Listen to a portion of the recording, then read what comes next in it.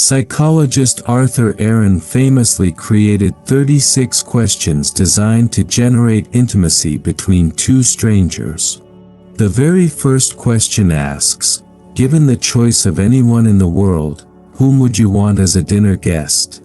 Most of us spend our entire lives subconsciously trying to answer this. We mentally set the table for a savior, a soulmate, or a perfect other, believing that their arrival will finally make us feel complete, valid, and safe. We wait, and in that waiting, we suffer. But the ancient wisdom of the Buddha offers a radical shift in perspective. It asks, if the guest never comes, can you sit at that table alone, eat the meal with gratitude, and feel completely whole? The truth is, the emptiness you feel is not because you lack a guest, it is because you have not yet met the host. Real life begins not when the perfect person arrives, but the moment you stop needing them to start living. Today, on Buddha Coha, we will walk the path of finding that unshakable wholeness within. Part 1, The Golden Anchor, Understanding Attachment. The story of the vine and the ancient oak. To understand why we cling to others, let us transport our minds back in time, to a secluded monastery nestled deep within the misty mountains of ancient Japan. The air here is thin and crisp, with a scent of wet earth and pine needles. In this monastery, a young novice monk named Kenji lived. Kenji was a soul of immense devotion. He woke up before the sun to sweep the temple steps. He meditated for hours in the freezing hall. But Kenji had a fatal flaw in his spiritual practice. He was entirely, desperately dependent on his master, the Venerable Hashin. Kenji did not just respect his master, he anchored his entire existence to him. If Master Hashin smiled at him during the tea ceremony, Kenji felt a rush of euphoria that lasted all day. He felt worthy. He felt safe. But if Master Hashin was stern, or if he simply walked past Kenji without acknowledging him, Kenji's world collapsed. He would spend the night tossing and turning, his mind racing. What did I do wrong? Does he not love me? Am I a bad monk? Kenji was a prisoner of his need for validation. One late autumn afternoon, when the wind was howling through the valley and stripping the trees of their golden leaves, Master Hashin called Kenji to walk with him into the forest. They walked in silence, the dry leaves crunching under their wooden sandals. They stopped before a massive, ancient oak tree. It was a giant of the forest, its trunk thick and scarred by centuries of storms, its roots digging deep into the rocky soil like the claws of a dragon. Clinging tightly to this oak was a flowering vine. It was beautiful, delicate, with vibrant purple blossoms that danced in the wind. The vine spiraled tightly around the oak's trunk, squeezing the bark, using the tree for every inch of its height and stability. Kenji, Master Hashin's voice rumbled, cutting through the sound of the wind. Look closely at this vine. It is beautiful, isn't it? Yes, Master, Kenji replied, pulling his robes tighter against the cold. It is exquisite. The flowers are full of life. But tell me, Hashin asked, his eyes piercing into Kenji's soul. What is the source of the vine's height? The oak, Master, Kenji answered. And what provides the vine with its strength to stand against this wind? The oak, Master. Then tell me, Hashin whispered, leaning in closer, what happens if the lightning strikes the oak tonight? What happens if the woodcutter comes tomorrow and fells this tree? Kenji looked at the symbiotic pair. He saw the fragility hidden within the beauty. A realization struck him cold. The vine will fall, Master. It has no trunk of its own. It has no spine. It will collapse into the mud. Without the oak to hold it up to the sun, it will rot in the darkness of the forest floor. It will die. The master nodded slowly. He then turned and pointed to a grove of bamboo growing on a rocky outcrop nearby. The bamboo stalks were slender, almost frail-looking compared to the mighty oak. As the gale-force wind blew, the oak stood rigid, fighting the wind, groaning under the pressure. But the bamboo danced. It bowed low, yielding to the wind, humble and flexible. It bent until it almost touched the earth. But the moment the wind stopped, the bamboo snapped back to its center, standing tall, pointing straight at the heavens. "Be the bamboo, Kenji," Hashin said softly. The bamboo enjoys the company of the forest. It shares the soil with the oak. It drinks the same rain. But it does not need the oak to stand. Its roots are its own. Its center is empty, yet its strength is unbreakable. The vine clings out of fear, the bamboo stands out of freedom. The Dharma analysis, the trap of Upadana. This story illustrates the core of our suffering in relationships. In Buddhism, we call this Upadana, which translates to clinging or grasping. Most of us live our lives like the vine. We are terrified of our own fragility, so we wrap ourselves around others. We wrap ourselves around a partner, a parent, a best friend, or even a career. We say, "I love you," but what the ego really means is, "I need you to hold me up because I don't know how to stand alone." We confuse need with love. This is the great deception. We romanticize dependency. We listen to songs that say, "I am nothing without you," or "You are my everything." While this sounds poetic, spiritually, it is a disaster waiting to happen. Why? Because relationships based on need are transactional. You are constantly extracting energy from the other person to fill a void in yourself. This creates anxiety. You become hypervigilant, watching for any sign that they might leave. You walk on eggshells. You cannot be your authentic self because you are too busy being the person you think they want you to be. True freedom is inner independence. It is the state of the bamboo. It is emotional maturity. It means you have cultivated your own garden so deeply that you no longer beg for flowers from others. When you stop needing others to stabilize you, you become dangerous in the best way possible. You become ungovernable by fear. You become capable of true love because you are finally giving from a full cup, not begging to be filled. Practical application, the chord visualization. Let's apply this wisdom right now. I invite you to close your eyes for a moment. Take a deep breath. Visualize a cord of glowing energy connecting your heart to the person you feel you need most in this world. It could be a partner, a parent, or even a friend. Notice the energy flow. Are you draining them?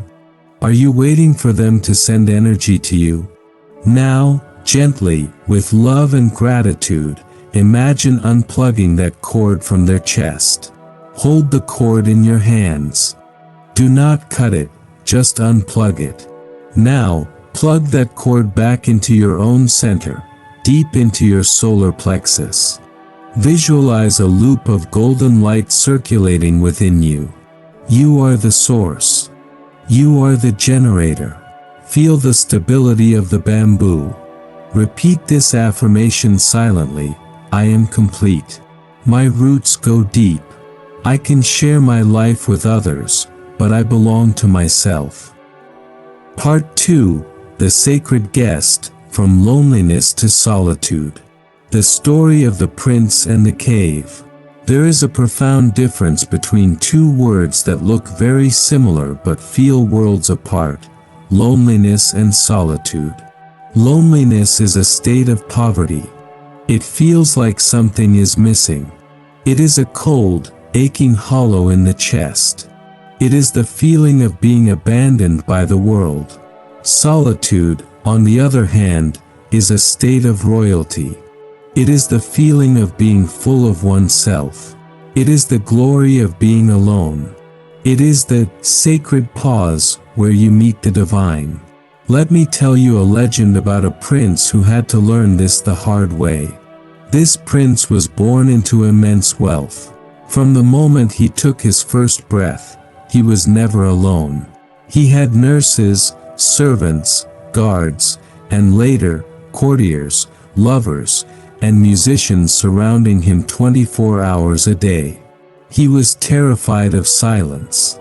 He believed that if the noise stopped, he would cease to exist. Yet, despite the constant crowd, he felt a gaping, terrifying hole in his chest. He was drowning in people, yet dying of thirst for connection. Desperate, he fled the palace and sought out a hermit sage in the high mountains. "Heal me," the prince commanded. "I have the world at my feet, yet I feel empty." The sage looked at him with eyes like deep pools and said, "You are empty because you are full of the world, but you are empty of yourself. You have spent your life entertaining guests, but you have never introduced yourself to the host." The sage led the prince to a small, damp cave carved into the cliffside. "You will stay here for 7 days, the sage said. "No servants. No books. No music. No conversation. Just you and the walls." The prince panicked. "I cannot. I will go mad," he cried. "Then go mad," the sage said calmly, and closed the stone door. The first day was agony. The prince paced the small cave like a caged tiger. He shouted. He sang songs to himself just to hear a human voice. He scratched at the door. The second and third days were the dark night of the soul. Without the distraction of others, his demons woke up. Every regret, every fear, every insecurity he had run from for 30 years came rushing out of the shadows. He sat in the corner, weeping, begging for the noise to return. He felt the crushing weight of loneliness. This is the stage where most of us quit. We feel the burn of loneliness, and we reach for our phones. We turn on the TV. We text an ex-lover. We run back to the noise. But the prince could not run. He had to sit in the fire. By the 5th day, the weeping stopped. The exhaustion took over. He stopped fighting. He sat down in the center of the cave and simply breathed. He watched a spider weave a web in the corner. He watched the light change on the cave wall. And then, the alchemy happened.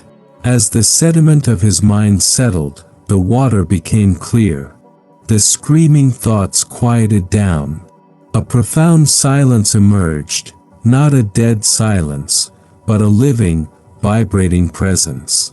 He felt a warmth rising in his chest. He realized he didn't need the courtiers to feel like a prince. He was a king in his own spirit. The emptiness was filled with his own awareness. When the sage opened the door on the 7th day, the prince did not rush out. He sat still, a smile of unutterable peace on his lips. He had transformed loneliness into solitude. The Dharma analysis, the invitation of life. We live in a culture that demonizes being alone. If you eat alone at a restaurant, people look at you with pity. If you are single, people ask, why? But the Buddha taught that pavavika, solitude, is essential for wisdom. Loneliness is not a punishment. It is a summons. It is life's way of pulling you back to yourself.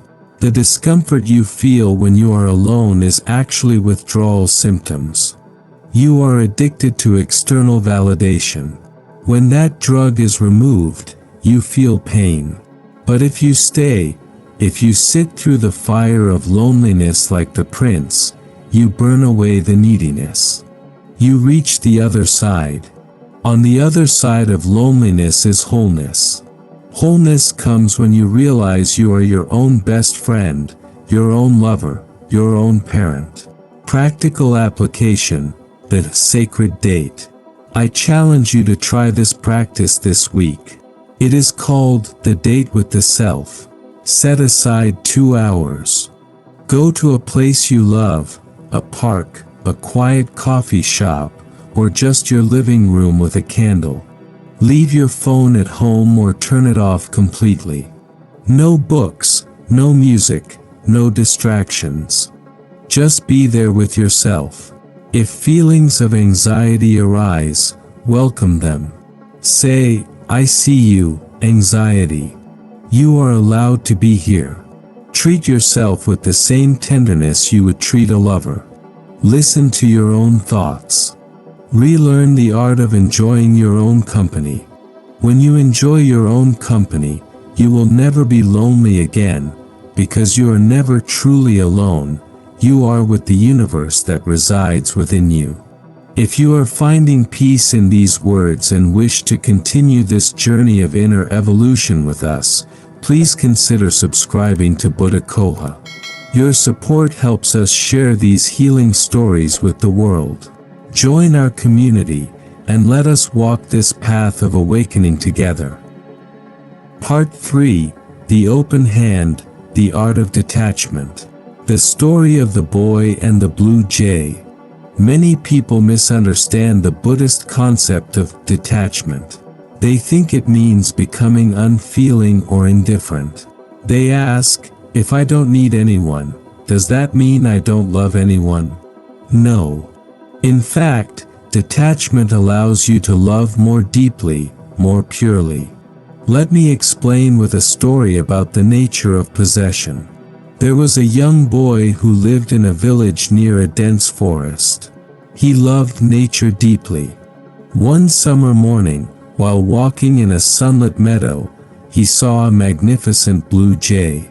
Its feathers shimmered like sapphires, and its song was the melody of heaven itself. The boy was mesmerized. A fierce desire possessed him. He thought, I must have this bird. I must keep it forever so I can possess its beauty. He spent hours setting a trap, and finally, he caught the bird. He grabbed it with both hands, clutching it tightly against his chest, terrified that if he loosened his grip even a little, the bird would fly away. He ran home, his heart pounding with the thrill of possession. He put the bird in a small, golden cage in his room. He gave it the finest seeds and fresh water. But day by day, the bird changed. It stopped singing. Its feathers lost their color and luster. It sat in the corner of the cage, head down, slowly dying of sadness. The boy was confused and heartbroken. But I love you, he cried to the bird. I give you a golden home. I give you food. Why are you sad? His grandfather, a wise old man, entered the room. He saw the dying bird and the crying boy. He opened the cage door. The bird didn't move. The grandfather gently took the bird out and walked to the open window. He tossed the bird into the air. For a moment, the bird fell, weak from captivity. Then, catching the wind, it spread its wings. It flew to a nearby branch. It fluffed its feathers. And then, it sang. It sang the most beautiful song the boy had ever heard. The grandfather put a hand on the boy's shoulder. My son, he said gently, to possess is to destroy. To love is to let be. When you caged the bird, you killed the very thing you loved, its freedom. You cannot own the wind, and you cannot own a soul. The Dharma analysis, love versus attachment. This story is the essence of true love versus attachment. Attachment is the closed fist. It says, I love you, therefore I own you. You must behave as I want. You must never leave. You must make me feel secure. This suffocates the relationship. It creates resistance. It turns love into a cage. True love is the open hand. It says, I love you, and I want you to be free. I hope you choose to walk with me, but if your path leads elsewhere, I love you enough to let you go. When you stop needing someone, you stop manipulating them. You stop guilt-tripping them. You stop analyzing their every text message. You can see them as they truly are, imperfect, evolving humans, not as a utility for your happiness. The Buddha taught that all things are impermanent, anicca. Relationships change. People die. Feelings shift. Suffering comes from arguing with this reality. When you accept that everyone in your life is a guest, you treat them with more reverence. You cherish the time you have because you know it isn't forever. Guided visualization, opening the fist. Let's do a short visualization together. Close your eyes. Picture the person or the relationship you are most afraid of losing. Visualize yourself holding on to them tightly. Feel the tension in your hands. Feel the sweat. Feel the anxiety in your chest. Notice how tiring it is to hold on so tight. Now, take a deep breath in, and as you exhale, visualize your hands slowly opening. See that person standing on your open palm. They are free. Say to them in your mind, I release you. I do not own you. You are free to stay, and you are free to go. Notice the feeling in your chest. It might be scary at first, but underneath the fear, is there a sense of relief? That relief is the beginning of freedom. Part 4. The Illusion of Lack, the Mind versus Awareness. The story of the lost necklace. Why do we feel we need things to be happy? Why is the open hand so hard? It is because of a trick of the mind. The mind is a scarcity machine. It creates the illusion of lack. There is a classic Vedantic story that perfectly illustrates this human condition. There was once a wealthy noblewoman who attended a grand royal ball. She wore her family's most precious heirloom, a magnificent diamond necklace. It was heavy, cold, and sparkled with the light of 1,000 stars. During the ball, she danced, she drank wine, she laughed. She became intoxicated with the night. When she returned to her chambers, tired and dizzy, she reached for her neck to unclasp the necklace. Her hands touched only skin. The necklace was gone. Panic seized her like a cold hand around her throat. She screamed for her servants. Search the floor. Search the carriage. Someone has stolen my life's treasure. She fell to the floor, weeping uncontrollably. She felt ruined. She felt that without this necklace, she was nothing. The thought of the loss consumed her. For hours, she suffered in agony, feeling poor, violated, and desperate. Her old nursemaid, hearing the screaming, rushed into the room. She saw the woman weeping on the floor, clawing at the carpet. The nursemaid walked over, grabbed the woman by the shoulders, and dragged her to a large, full-length mirror. Look, the nursemaid commanded. Look at yourself. The woman looked up, eyes blurry with tears. There, partially hidden by the high lace collar of her dress, glittering in the candlelight, was the diamond necklace. It had slipped down. It had been around her neck the entire time. The woman stopped crying instantly. Her poverty vanished. Her joy returned. But here is the profound question. Did she actually gain anything in that moment? Did she get a new necklace? No. She simply realized what was already there. The Dharma analysis. You are already whole. We are all like that noble woman. We run through life crying, I am lonely. I am unloved. I am incomplete.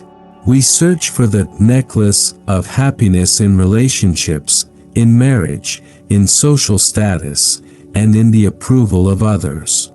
We think, if I just find the right person, I will be whole. But the Dharma tells us, you are already wearing the necklace. The feeling of incompleteness is an illusion created by the ego.